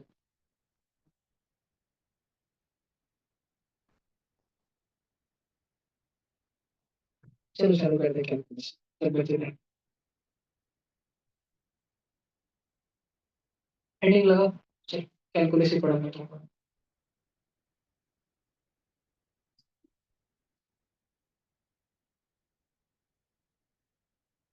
आज एक दीदी का नाम, एक फोन आया था। दीदी का वो नाम है पल्लवी जोशी। उस दीदी का तो महाराष्ट्र में बोर्ड टॉप है, उसको 100% स्टेट बोर्ड। वो भी कोटा गई है। उसने लिया है उधर एडमिशन एल। और उसको कुछ चीज नहीं आ रहा है 2 महीने से। 1 अप्रैल से लेके 31 मई तक। उनको आज मेरा नंबर मिला किधर किधर से, तो उनका फोन आया 1 घंटा। और उसके मम्मी पापा और वो ये समझ नहीं पा रहे कि वो स्कूल टॉपर थी। हमेशा उसको स्कूल में फर्स्ट रैंक रहता था। पर वो उसको इधर कुछ आए क्यों नहीं रहा है। ठीक है, तुम्हारे साथ ऐसा ना हो जिंदगी में। इसलिए मैं जो सिखा रहा हूँ उस पर भरोसा रखो। अब एक सिंपल सी बात पूछता हूँ। क्या तुम्हें 2 पॉइंट दिए जाए, x1 y1 और x2 y2। क्या इन दोनों को ज्वाइन करने वाली लाइन का तुम स्लोप निकाल सकते हो? y2 - y1 upon x2 - x1 इतना निकाल सकते हो। बरोबर। ये इधर y एक्सिस पे रहता है y, इधर रहता है x। x coordinate y coordinate. तो जो m है ना, स्लोप जो है ना, स्लोप स्लोप रहता है rate of change of y with respect to x। मतलब x तो बदल रहा है, लेकिन x के बदलते बदलते y कितने से बदल रहा है। मैं तो बच्चों को बहुत अच्छे से समझा रहा हूँ, बहुत इजी करके समझा रहा हूँ, इतना इजी कि 6th स्टैंडर्ड का बच्चा समझ जाएगा। मैं चाहता हूँ कि तुम ध्यान दो। x की वैल्यू 1 है, 2 है, 3 है, 4 है। जब x की वैल्यू 1 थी तो y की वैल्यू 5 थी। x की वैल्यू 2 थी तो y की वैल्यू 10 थी। x की वैल्यू 3 थी तो y की वैल्यू 18 थी। तो हमारे पास ये पॉइंट है, ये पॉइंट है और ये पॉइंट है। अब हम देखते हैं, जब x की वैल्यू 1 थी, x की वैल्यू 2 थी और x की वैल्यू 3 थी, तो y की वैल्यू 5 थी, 10 थी, 18 थी। x की वैल्यू 1 से 2 तक चली गई, यानी कितनी बदली? What was the change in x? 1। एक का चेंज हुआ ना x में। x की वैल्यू 1 से 2 पर चली गई, तो चेंज इन x कितना था? 1। और चेंज इन y कितना हुआ? करस्पॉन्डिंग चेंज इन y 5 से 10, यानी 5 का चेंज हुआ। तो change in y upon change in x, जिसको कहने का एक अच्छा तरीका है rate of change of y with respect to x। हम देख रहे हैं, हम उसके मार्क देख रहे हैं। अ, हम स्कूल में गए, हमारा एक दोस्त स्कूल में गया। फर्स्ट टर्म एग्जाम जब हुई थी, फर्स्ट टर्म एग्जाम, तो हमको मिला था 1 मार्क, उसको मिले थे 5 मार्क। तो पहले हमको बहुत बोलने बैठे थे मम्मी पापा से कि देख उसको, वो भी तेरे गाँव का है, उसको कितना आता, उसके मम्मी पापा उसको सब देते, उसको 5 मार्क है, तेरे को 1 अच्छा है। तुमने मम्मी पापा प्रॉमिस किया मैं इम्प्रूव करके बताऊंगा। सेकेंड टर्म में तुम्हारे मार्क बढ़ गए, 1 से 2 डबल हो गए। मल्टीप्लीकेशन में अगर बोलूं, गुणाकार के हिसाब से मल्टीप्लीकेशन से, तो तुमने एकदम खुशी के पेड़ बांटने चालू कर दिए। तुमने सोचा मैं पेड़ बांटूंगा, डबल हो गए। लेकिन जो तुम्हारे दोस्त था उसके डबल हो गए। तो अभी तुम्हारे मम्मी पापा ये नहीं देख रहे कि तुम्हारा इम्प्रूवमेंट हुआ है। तुम्हारे मम्मी पापा देख रहे हैं कि तुम्हारे तुम्हारे में जितना इम्प्रूवमेंट हुआ है, तुम्हारे दोस्त में जितना इम्प्रूवमेंट हुआ है, इसका रेशो क्या है। ठीक है। What is the rate of change of Y with respect to rate of change of X. X कितने तेजी से बदल रहा है। तुम्हारे मार्क 1 से 2 है, तो उसके 5 से 6 नहीं गए। तुम्हारा 1 बदला तो उसका 1 नहीं बदला। तुम्हारा 1 बदला तो उसका 5 बदला। ठीक है। तो rate of change of y, what was the change in y, again change in y कितना हुआ? 5। What was the change in x? 1। तो dy बाय dx 5 है rate of change of y। मतलब हर बार जब x 1 से बदलेगा, सिर्फ पाई लिखा है, मतलब पाई अपॉन 1 है ना। हर बार जब x चेंज होगा 1 से, तो y में चेंज आएगा 5 का। समझ रहे हैं? तुम 1 मार्क बढ़ाओगे, तुम्हारे दोस्त 5 मार्क बढ़ाएगा। तुम 1 बढ़ाओगे, वो 5 बढ़ाएगा। तुम 1 बढ़ाओगे, वो 5 बढ़ाएगा। लेकिन तुमने ठान लिया कि कुछ करना पड़ेगा। विषय गंभीर एकदम। तुमने कस के मेहनत करी अगले साल के फर्स्ट टर्म के लिए, क्योंकि फाइनल में पक्का हो गया था। तुमने अपने मार्क वापस बढ़ाए, 2 से 3 मार्क डायरेक्ट। कितने का चेंज हुआ तुम में? 1। और कितने का चेंज हुआ तुम्हारे दोस्त में? 8, क्योंकि सर्कल वह का जो उन्होंने को वर्क उसने कंप्लीट करा था। तो what is the change happening in y with respect to change happening in x? y कितने से बदला? y 18 हो गया, कितने से? 10 से। और तुम कितने हो गए? 3 हो गए, कितने से? 2 से। y 8 से बदला, तुम 1 से बदले। What is the change in y with respect to change in x? What is the rate of change of y? y बदल रहा है, जाहिर सी बात है, तुम्हारे दोस्त के मार्क बदल रहे हैं। कितने गति से बदल रहे हैं, वो भी तुम्हारे कंपैरिजन में। तुम्हारे मार्क जब 2 से 3 हुए, तुम्हारे मार्क जब 1 बदलते हैं, 1 बढ़ते हैं, उसके 8 बढ़ जाते हैं। समझ रहा है क्या? मैं जब बोलता हूँ इंग्लिश में वाक्य में बोलता हूँ rate of change of Y with respect to X, ये वाक्य ही समझ आना चाहिए। वाई बदल रहा है, there is change in Y, yes, change in Y, Y तो बदल रहा है, लेकिन कितने रफ्तार से बदल रहा है वो भी तुमको देख के, तुम और तुम्हारे दोस्त रेस भाग रहे हो, उसकी स्पीड बढ़ रही है, बढ़ रही है, बढ़ रही है, लेकिन वो तुम्हारे पास ही देख के भाग रहा है कि मुझे इससे आगे रहना। समझ रहा है क्या तुमको? ठीक है, वाई बदल रहा है, लेकिन वाई कितने हिसाब से बदल रहा है, वो सेकंड में नहीं देख रहे, जिलेबी में नहीं देख रहे, कुछ और में नहीं देख रहे। तुम्हारा तुम्हारा जब एक मार्क सुधरता है तो उसके कितने सुधरते हैं, ऐसे देखा जा रहा है। ठीक। तो अब जब देखो ये ग्राफ पे आप, ये वाई एक्सिस है, एक्स एक्सिस है, 2 पॉइंट एक्स और वाई में, तो तुम बच्चे मुझे स्लोप बता सकते हो ना? अब बेटा ध्यान से सुनो, बड़े ध्यान से सुनो। ऐसे ही ना अलग अलग फंक्शंस का ग्राफ होता है, जैसे एक साइन एक्स का ग्राफ होता है, ध्रुव की आप ध्यान दो, आपको समझ जाएगा। एक साइन एक्स का ग्राफ होता है और यहाँ पे एक्स है। अगर आपने देखा होगा, तो बच्चों ने देखा होगा, तो साइन एक्स का ग्राफ कुछ ऐसे होता है कि जब साइन एक्स बोलने से वजह मैं साइन थीटा ले लेता हूँ, तुमको थोड़ा समझने में आसान होगा ना, थीटा। तो जब थीटा की वैल्यू 0 डिग्री रहती है, साइन की वैल्यू भी 0 रहती है। बढ़ते बढ़ते बढ़ते बढ़ते जब थीटा की वैल्यू 90 डिग्री हो जाती है, तो साइन की वैल्यू अपनी चरम सीमा पर पहुंच जाती है, 1 पर। समझ आ रहा है क्या तुमको ये जीप रहा है क्या तुमको पक्का? और वापस 180 डिग्री आते आते आते साइन की वैल्यू 0 हो जाती है, ऐसा कुछ होता है। तो मुझे अभी क्या देखना है, मुझे इसको जूम करना है, जूम करना है, जूम करना है। वो अलग बात है, मेरे पास लैपटॉप में मैं जूम नहीं कर सकता, तो तुम इमेजिन करो मेरे पास यहाँ पे एक पॉइंट है P1, और उसके जस्ट बाजू वाला पॉइंट है P2। P1 जो है, P1 उसका x कोऑर्डिनेट x मान लेते हैं, और x के जस्ट बाजू वाला छोटा सा चेंज हो रहा है, ये वाला पॉइंट x था, x एक्सिस पे जैसे 1 था, और 1 के बाजू वाला नंबर वो रहता है 1.000000000 अनंत जीरो के बाद एक में, ओ भाई। तो x के बाजू वाला पॉइंट, 1 को ये कैसे बनाऊं? तो 1 में ये छोटा सा 0.0000000 ऐड करना पड़ेगा ना, 1 में इसको ऐड करना पड़ेगा ना, तो ये आएगा। तो जो छोटा सा नमूना है, इसको dx बोलता हूँ, तो मैं 1 में dx ऐड करूंगा या मैं x में dx ऐड करूंगा? बच्चों ध्यान दो, हम साइन एक्स का ग्राफ देख रहे हैं, साइन एक्स का ग्राफ कुछ तो भी होगा, कैसा तो भी होगा। बहुत ज्यादा जूम कर रहे हैं हम उसके ग्राफ को। और इधर एक पॉइंट एक्स था, उसके लिए वाई एक्सिस पे वैल्यू क्या थी? Sine x. साइन थीटा का ग्राफ बन रहा है ना, थीटा तो साइन थीटा, अल्फा तो साइन अल्फा, बीटा तो साइन बीटा, तो एक्स तो साइन एक्स। और एक्स के जस्ट बाजू वाला पॉइंट था एक्स प्लस डी एक्स, छोटा सा dx, छोटा सा चेंज है, dx एकदम छोटा सा नंबर है। तो उसके करस्पॉन्डिंग y की वैल्यू कितनी रहेगी? जो भी x पे, x एक्सिस पे जो भी वैल्यू है x plus D X, Y axis पे उसको साइन चेप जाता है x प्लस डी एक्स। क्या तुम ये बात समझ पा रहे हो?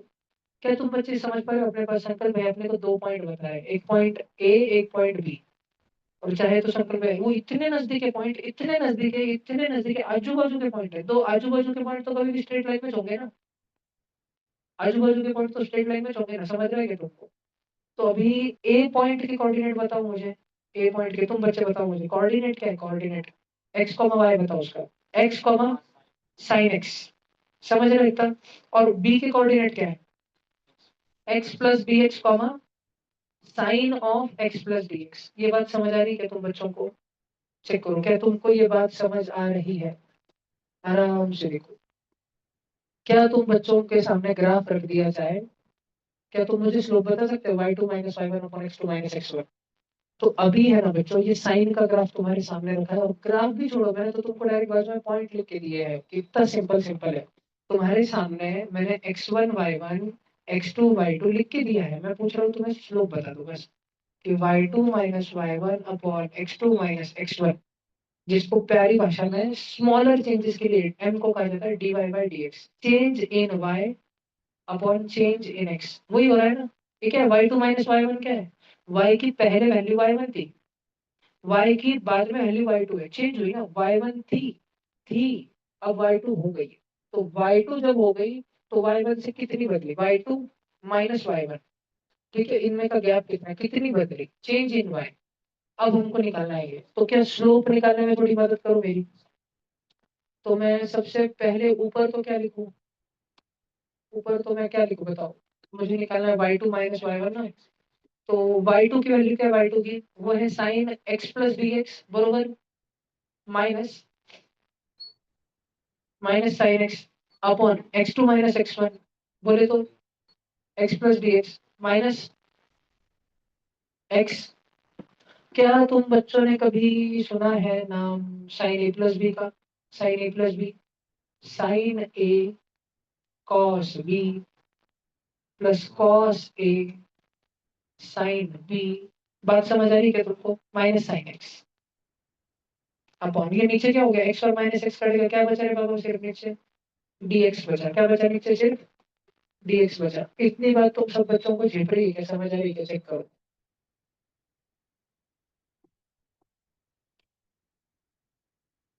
झेप रहा है क्या तुमको ये पक्का इतना तक, ओके। अब क्या तुमने सुन रखा है कि जब बहुत छोटा सा एंगल होता है, बहुत छोटा सा, theta small small small small, तो साइन थीटा की वैल्यू ऑलमोस्ट थीटा 10 20 15 डिग्री से छोटा एंगल होगा, तो याद है क्या, पाई में लिखने का सिर्फ रेडियन में मैंने पढ़ाया था ना। थीटा की वैल्यू जब बहुत छोटी छोटी छोटी होती है तो साइन की वैल्यू जो है वो ऑलमोस्ट थीटा ही चलती है। तो अगर तुमने थोड़ी देर पहले देखा dx के कितना छोटा नंबर है, 0.000000, तो जीरो जीरो रहता है, साइन जीरो कितना रहता है, साइन जीरो जीरो रहता है। क्या dx ऑलमोस्ट जीरो है, परफेक्ट जीरो नहीं लेकिन ऑलमोस्ट जीरो है। तो साइन dx की वैल्यू बहुत ही ज्यादा छोटी रहेगी क्या, साइन dx की वैल्यू बहुत ही ज्यादा छोटी रहेगी। क्या साइन dx की वैल्यू dx ही रहेगी, ये बात समझ पा रहे हो क्या तुम, साइन dx की वैल्यू dx ही रहेगी, समझ पा रहे हो क्या तुम। मुझे एक बात बताओ, कॉस जीरो की वैल्यू कितनी रहेगी, कॉस जीरो, अगर तुम 0 डिग्री का ट्रायंगल वो अपने आंखों के सामने देख सको, कॉस जीरो छिपके वाला कौन है, तो जीरो के सामने वाला छोड़ दो, जीरो के छिपके वाला कौन है, तो कितनी होती है कॉस जीरो की वैल्यू, कॉस जीरो की वैल्यू 1 होती है ना। तो कॉस dx, जो कि dx इतना छोटा नंबर है, जीरो के बाजू का ही नंबर है, 0.000000, तो उसकी वैल्यू 1 ही रहेगी क्या, कॉस dx की वैल्यू, कॉस dx की वैल्यू 1 ही रहेगी क्या। तो हमारे पास बचा sine X into cos D X plus cos X into D X minus sine X whole upon D X. क्या साइन एक्स इंटू 1 कितना होता है बाबा, साइन एक्स, तो फिर साइन एक्स वन जा sine X minus sine X cut गया, और मेरे पास कितना बचा, cos x D x upon D x काट दो, सेम सेम नंबर है, मेरे पास बचा कॉस एक्स। यानी कि rate of change of Y with respect to X, और वाई एक्सिस पे था क्या, वाई एक्सिस पे था साइन एक्स। हमने साइन एक्स का ग्राफ बनाया था किसके हिसाब से, with respect to X, X axis पे हमने एक्स रखा था, ठीक है। ये ऐसे आता है ऐसे, जैसे कि मैंने तुमको कुछ दिन पहले बस बता दिया था कि डी ऑफ एक्स की power N upon D of X ये होता है एन इंटू एक्स की पावर एन माइनस वन। इसका मतलब क्या होता है ना, वो समझने में टाइम लगेगा। जैसे कि तुम बच्चों को स्कूल में आते हैं डायरेक्ट, स्कूल में ऐसे पढ़ाया जाता है 10th स्टैंडर्ड में कि भैया साइन ये ट्रायंगल है और साइन ये 3 है ये 4 है, तो tan थीटा क्या है, tan थीटा है 3/4। बच्चा पूछता है सर tan थीटा की जरूरत क्या है, किधर जिंदगी में काम आएगा। तो मास्टर ये नहीं समझाता कि बेटा आगे अजीबोगरीब से ट्रायंगल आएंगे, उसमें तुम परपेंडिकुलर डालोगे, फिर उसमें एंगल्स बनेंगे, फिर उन ट्रायंगल्स की प्रॉपर्टीज स्टडी करने में ये रेशियो बार बार आते थे कि ट्रायंगल के 3 ही तो साइड है बेटा, ए बी सी, और क्या क्या रेशियो बन जाएंगे, एक बनेगा ए बाई बी तो बनेगा बी बाई, एक बनेगा ए बाई सी तो बनेगा सी बाई, एक बनेगा बी बाई सी तो एक बनेगा सी बाई बी। तो ट्रायंगल में है 3 साइड, ले दे के बनेंगे 6 रेशो, ये 6 रेशो बार बार आते हैं, इसलिए इसको एक स्पेशल नाम दे दिए, इन रेशोस को नाम दे दिया ट्रिग्नोमेट्री, हो गया बन गया चैप्टर। तो ये ट्रिग्नोमेट्री आया कहाँ से, तो ऐसे समझाते हैं तो फिर थोड़ी समझ आती है कि अच्छा ठीक है कुछ तो काम आएगा, पढ़ते हैं। तो फिलहाल ना इस बात की ही समझ नहीं आती है कि ये है क्या, ये D X N D upon D X ये है क्या। तो धीरे धीरे तुम्हें समझ आएगा कि ये स्लोप ही है, ग्राफ जो रहते हैं ग्राफ, ग्राफ पे का एक पॉइंट और ग्राफ पे का दूसरा पॉइंट, ये इधर फर्स्ट टर्म में तुम्हारे x1 मार्क थे तो उसके y1 मार्क थे। तुम बोले कि मैं सुधारूंगा, तुमने सुधारे भी, तुम्हारे मार्क्स x1 से x2 हो गए तो उसके भी भाई के मार्क y1 से y2 हो गए।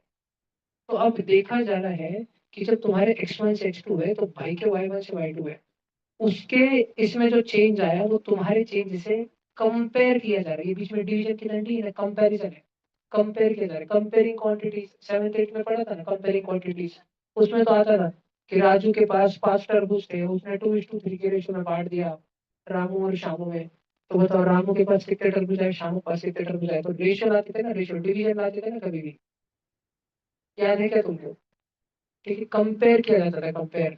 तो y बदल रहा है, x बदल रहा है, y x के कंपैरिजन में कितने से बदल रहा है, इसको बोलते हैं स्लोप, या इसको बोलते हैं dy by dx।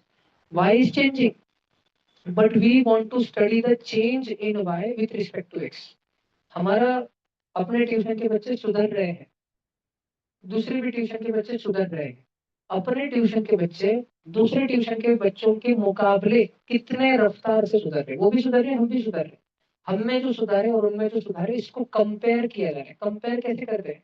डिवीजन करके, रेशियो लेके, अपॉन डिवाइड करके। तो हम इसलिए डिवाइड बाई टेक्स करते हैं, वो स्लोप रहता है, स्लोप। लकीली वही स्लोप रहता है और हम वही पढ़ रहे हैं। कैलकुलस जो है, डिफरेंशिएशन जो है, वो स्लोप का साइंस है। कुछ बात पल्ले पड़ रही, झेपड़ी गए कुछ थोड़ी बात।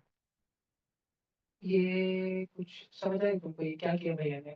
भैया ने एक तो दो चीजें यूज की, भैया ने दो अजीब ही ट्रिग्नोमेट्री ला लिया बीच में। भैया ने बोला कॉस जीरो की वैल्यू 1 रहती है, तो कॉस जीरो के बाजू वाला नंबर भी तो 1 ही रहेगा।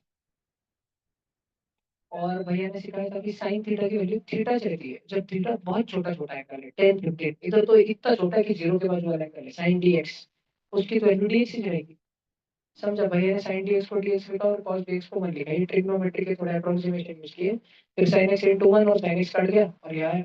तो इससे हमको भैया ठीक है, सब आया है, ठीक है, वो आया, वो समझा। तो ये जो आपने बॉक्स लिखा, ये जो स्टार डाला, इसका मतलब क्या है? इससे हम मतलब क्या निकाले, क्या है ये? ठीक है, हमको समझ आया कि आया कैसे, आपने क्या लिया वो सब समझ आया, लेकिन इसका मतलब क्या है? मतलब भैया जब आप बोलते हो कि D of sine x by D X ये कॉस एक्स होता है, इसका मतलब क्या है भैया? इसका मतलब ये है कि अगर हम साइन एक्स का ग्राफ देखें, साइन एक्स का ग्राफ, साइन थीटा का ग्राफ अगर हम देखें, तो और किसी भी पॉइंट पे हम चले जाए, किसी भी पॉइंट पर, वहां अगर हम एक टेंजेंट खींचे, उसका स्लोप कितना आएगा? तो उस पॉइंट का एक्स एक्सिस जो भी होगा, एक्स एक्स कोऑर्डिनेट उसका जो भी होगा अल्फा, तो उसका स्लोप होगा कॉस अल्फा। देखो ग्राफ किसका है? साइन थीटा का है। किसके रिस्पेक्ट में? थीटा के रिस्पेक्ट में। थीटा बढ़ते जा रहा है, 0 degree, 15 degree, 30 degree, 45 degree, theta बढ़ते जा रहे हैं। थीटा नहीं रुकने वाला, थीटा ने तय कर लिया जिंदगी में आगे ही बढ़ेगा, आगे की दिशा में चलते चले जाएगा। और थीटा चेंज हो रहा है, बदल रहा है, बदल रहा है, बदल रहा है, बढ़ते जा रहा है, बढ़ते जा रहा है, बढ़ते जा रहा है।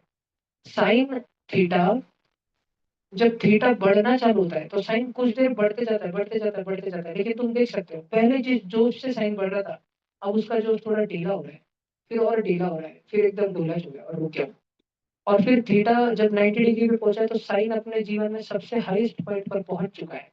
उसके बाद साइन नीचे गिरना चालू हो जाता है। थीटा बढ़ते जा रहा है, थीटा नहीं रुक रहा, थीटा बढ़ते जा रहा है, बढ़ते जा रहा है, बढ़ते जा रहा है। एक बच्चा था, तुम ही थे, तुम्हारा कंपैरिजन किसी एक्स वाई जेड बच्चे के साथ किया जा रहा था। तुम्हारे मम्मी पापा बोलते थे कि देख बेटा वो थीटा है, वो तो बढ़ते जाता है, उसके पहले पेपर में 0 से 15 है, तो तेरे तो 0 से साइन 15 जाए, साइन 15 की वैल्यू कम होती है। उसने अगले पेपर में 15 से 30 ला लिया, तो तुम्हारे तो साइन 30 हुआ है। ध्यान रखना बच्चों, 0 में और साइन 15 में जितना गैप है ना, उतना गैप साइन 15 और साइन 30 में नहीं है। तो उसके मार्क अगले पेपर में 30 से 45 हुए, तुम्हारे थोड़े कम हो गए। उसके पार, और तुम्हारे मम्मी पापा प्रेशर कर ही चले थे। ऐसे बोलना नहीं चाहिए क्योंकि बहुत सारे बच्चों के मम्मी पापा प्रेशर करते थे, बच्चे कर लेते, भाई बोलता हाँ हमको प्रेशर कर, सूझ था। ठीक है, तो ऐसा ऐसा हो रहा था। अब एक पॉइंट ऐसा आया कि वो बच्चे के तो थीटा तो बढ़ते जा रहा था, 90 डिग्री उसके 90 मार्क्स हो गए, फिर वो 105 पे चले गया। लेकिन तुम इतने प्रेशराइज हो गए थे, तुमने इस पॉइंट पे आके पढ़ाई ही छोड़ दी, फिर तुम्हारे मार्क नीचे नीचे नीचे नीचे, और उसके मार्क जिस दिन 180 तक पहुंच गए, तुम्हारे 0 तक पहुंच गए। तुमने पढ़ाई छोड़ दी। यहाँ पे छोड़नी तो नहीं रहती, चालू रखनी रहती। तुम्हारा सैचुरेशन आ जाएगा, बहुत जाओगे नहीं तो नहीं लगेगा, लेकिन चालू रखने रहती है, तुम अपने हाईएस्ट पोटेंशियल पर पहुंच जाओगे, चालू रखने रहती है। तो साइन थीटा, अभी ग्राफ है साइन थीटा का, थीटा बढ़ते जा रहा है, बढ़ते जा रहा है, बढ़ते जा रहा है, बढ़ते जा रहा है, साइन थीटा चेंज होते जा रहे, चेंज होते जा रहे, चेंज होते जा रहे, चेंज होते जा रहे। किसी भी पॉइंट पर, किसी भी पॉइंट पर अगर मुझे थीटा पता है तो उस पॉइंट पर ये ग्राफ कितने तेजी से बदलने वाला है, मतलब थीटा थोड़ा सा बदलेगा तो ग्राफ कितने तेजी से बदलेगा, ये मुझे निकालना, मतलब मुझे स्लोप निकालना है, इस ग्राफ की चेंज निकालनी है मुझे, dy बाई डी एक्स निकालना है। तो साइन थीटा के ग्राफ का dy बाई डी एक्स या D of sine theta upon D theta या D of sine X upon D X या था कॉस थीटा या कॉस एक्स। साइन थीटा का ग्राफ बदल रहा है लेकिन कांस्टेंट थोड़ी है, बदला एक 0 से 15 डिग्री में उतना ही बदला, 15 से 30 में उतना ही बदला, 30 से 45 में उतना ही बदला, 45 से 60 में उतना ही बदला, स्ट्रेट लाइन ग्राफ थोड़ी है, बदल रहा है, पहले ज्यादा बदला, फिर कम बदला, फिर कम बदला, फिर कम बदला, फिर रुक गया थोड़ा सा पल भर के लिए, फिर कम हो गया, फिर कम हो गया, फिर कम हो गया। साइन थीटा का ग्राफ बदल रहा है, किस रफ्तार से बदल रहा है, वो रफ्तार है कॉस थीटा। समझ रहा है? अगर ये नहीं समझ रहा तो एक सिंपलेस्ट एग्जांपल समझो, मेरे पास एक लीनियर ग्राफ है, 15, 30, 45, 60, इतने रुपए में लेके गया दुकान पे कुरकुरे लेने के लिए, 5 रुपए का पैकेट लेना था, 15 रुपए में मेरे पास 3 कुरकुरे है, 30 रुपए में मेरे पास 6 कुरकुरे है, 45 रुपए में मेरे पास में बताओ 9 कुरकुरे हैं, 60 रुपए में मेरे पास में 12 कुरकुरे हैं। मैंने 15 रुपए खर्च किए, आज मैं 15 रुपए दुकान पे लेके गया तो मुझे कितने कुरकुरे प्राप्त हुए? 3। कल मैंने मेहनत करी, मैं छुपा के और 15 रुपए लेके गया, यानी कि कुल मिला के 30 रुपए लेके गया, तो अब मेरे पास और कितने कुरकुरे प्राप्त हुए? 3। एक्स्ट्रा 3 माने 6 हो गए ना पूरे। मैंने पहले दिन तो पैसे नहीं थे, 0। अगले दिन प्लानिंग करी, 15 लेके गया, पैसे मैंने 15 से बढ़ाए, 0 से 15, तो कुरकुरे कितने से बढ़े? 0 से 3। मैंने 15 से 30 किया, चेंज कितने का किया एक्स में? डीएक्स कितना है, चेंज इन एक्स कितना है? 15। 15 से 30 तक गया ना, तो चेंज इन कुरकुरे कितना है? 3 से 6 तक हो गया ना, चेंज कितने का हुआ? 3 कुरकुरे का हुआ क्या? हर बार जब मैं एक्स की वैल्यू को 15 से चेंज करूंगा तो वाई की वैल्यू में कितना चेंज आएगा? 3 का चेंज आएगा। इस ग्राफ का स्लोप क्या है? 1/5 है, D Y by D X, change in Y upon change in X, यही तो स्लोप होता है ना, एम यही होता है ना, change in Y upon change in X, Y two minus Y one upon X two minus X one, इसका 1/5 है स्लोप। हाँ ना, एक कुरकुरे पर 5 रुपए, ऐसा है। लेकिन जिंदगी में सारे ग्राफ इतने लकी नहीं होते कि अभी तो ठीक है, मैंने जब 0 से 15 बदला 3 कुरकुरे मिले, 15 से 3 बदला 3 कुरकुरे मिले, 30 से 45 रुपए लगेगा तो 30 रुपए में जितने कुरकुरे आते थे 45 में उससे 3 जाता है। हर बार एक्स एक्सिस पे उतनी वैल्यू, सेम वैल्यू बदलने के बाद वाई एक्सिस पे उतनी वैल्यू बदल रही, लेकिन सारे ग्राफ इतने लकी नहीं रहते, सारे ग्राफ इतने लीनियर नहीं रहते। मेजोरिटी ग्राफ लीनियर नहीं रहते, मेजोरिटी ग्राफ ऐसे, मेजोरिटी ग्राफ वैसे, मेजोरिटी ग्राफ ऐसे वैसे रहते हैं। तो ये ग्राफ जो बदल रहे होते हैं, ये कितनी बदल तो रहे हैं, कुरकुरे का भी ग्राफ बदल रहा था। हर बार एक्स एक्सिस में 15 का बदलाव करने के बाद वाई एक्सिस में 3 का बदलाव होता था, हर बार, ईच टाइम। लेकिन बच्चों, मैं इधर साइन एक्स के ग्राफ में अगर मैं 15 का बदलाव करूं तो मान लो 3 का बदलाव है, फिर वापस से 15 का ही बदलाव किया ना तो जरूरी नहीं 3 का बदलाव आएगा, अब 2 का ही बदलाव आएगा। फिर वापस से 15 का बदलाव कर दिया, तुमको लग रहा होगा 3 2 0.5 आ गया। हर ग्राफ लकी नहीं होते, हर ग्राफ का स्लोप सेम नहीं होता, ग्राफ बदलते हैं, वो चीजें बदलती है इसलिए उनका ग्राफ वैसे आता है। तो चीजें बदल तो रही लेकिन किस रफ्तार से बदल रही है, इसको स्टडी करना। रेट ऑफ चेंज को, चेंज तो हो रहा है, शेयर मार्केट चेंज हो रहा है, कितने रफ्तार से? 1 मिनट में इतना उठा, फिर बाद में 10 मिनट में उतना नीचे आया, उठते टाइम तो एक ही मिनट में 0 से 100 हो गए, फिर आराम से 4 महीने में उठता है, वापस उसी लेवल पे आया ग्राफ, ऐसा।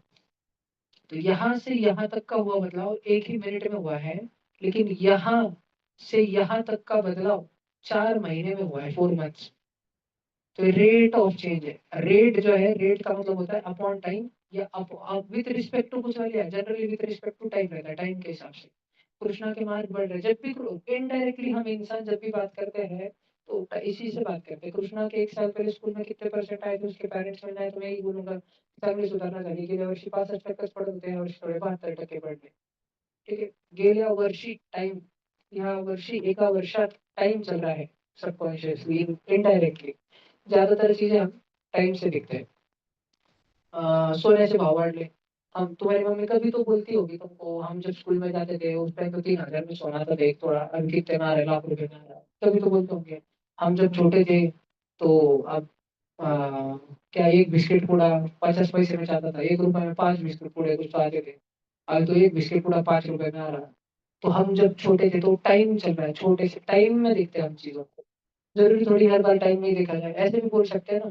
तर्क लगाया जाता है ना कि कुरकुरे का पूरा, बिस्किट पूरा 1 रुपए से 5 रुपए का हो गया. तो अपन ऐसे भी बोल सकते हैं सोना भी तो 20,000 से 1 लाख का हो गया. जितने अगर हम देखें, देखो ध्यान से सुनो, ध्यान से सुनो. बिस्किट, पार्ले जी का बिस्किट, पार्ले जी जी पॉर्जिनिस 1 रुपए से 5 रुपए में आने लग गया 30-40 साल में. सोना 20,000 से 1 लाख में आने लग गया. तो अगर मैं देखूं rate of change of biscuit with respect to rate of change of gold, तो बिस्किट में कितना चेंज हुआ? 4 रुपए का. सोने में कितना चेंज हुआ? 80,000. 1/20,000. ये मुझे स्टडी करना है. इसका कुछ फायदा होता है? हाँ, इससे ग्राफ्स अंडरस्टैंड करने में फायदा होता है. शुरू में चीजें मैथमेटिकल लगती है, फिर दुनिया की समझ गहरी होती है कैलकुलस की वजह से. चीजें बहुत बेहतर समझ आती है. आज लिखा कुछ नहीं राहुल, लिखा के तो भरपूर, कल से अच्छे से पढ़ूंगा वापस और डबल. लेकिन आज होमवर्क भेज रहा हूँ घंटे भर का. कल संडे है, कल तुम्हारी ट्यूशन सुबह नहीं रखते हुए शाम में रखूंगा, लेकिन बड़ी ट्यूशन रहेगी 3 घंटे.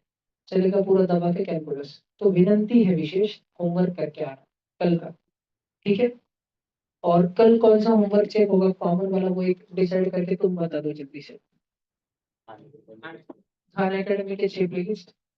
चलो कल खान एकेडमी के 6 प्लेलिस्ट दिए थे ना, कोऑर्डिनेट, ट्रिग्नोमेट्री, लॉगरिथमिक फंक्शन. नाही. कल 6 प्लेलिस्ट वो चेक होंगे. वो लेके आना. ऋषा तुझी काहीतरी बुक अभी का सापडली गड्या. हाँ. हाँ, ठीक है. ये जगह इसमें से कुछ नक्श सांभर, ये किसकी है? तेरी जगह पक्का. दो ये. और भी है कुछ, तन्मय शिवरे के भी कुछ मिले आए. तन्मय शिवरे आज, भाई तन्मय शिवरे लो जी. ऋषिकेश सागर भैया जी, तेरी जगह संभालो वो. पूरा इधर ही रख ले तू. एक का होमवर्क इधर रख. ये क्या है? नीरव जोशी. बस. ये होमवर्क भेज दूं क्या मैं अभी? मैं भूल जाऊंगा बाद में. फिर मैं डालूंगा 12 बजे ट्यूशन रहेंगी, 2 बजे. भला कर ले मैडम को कुछ. और मैं भूल गया तो आधे घंटे से याद दिला. बाबू भाई में. भैया आप नहीं, बोल रहे थे ना बोलो 23 बोलो. में, क्या हुआ? आप 23 मई के वीडियो भेजने वाले थे ना लेक्चर्स यूट्यूब पे बाद में जी के. जी. आज आत्ता रात्री बसून सगळं अपलोड करतोय मी. आता 1 मिनिट आरामशीर बघा. ऑनलाईन सोडू नका कोणी. कॅमेरा ऑन करून बसा, थोड्या वेळ बोलतो मी तुमच्याशी. सगळे कॅमेरा ऑन करून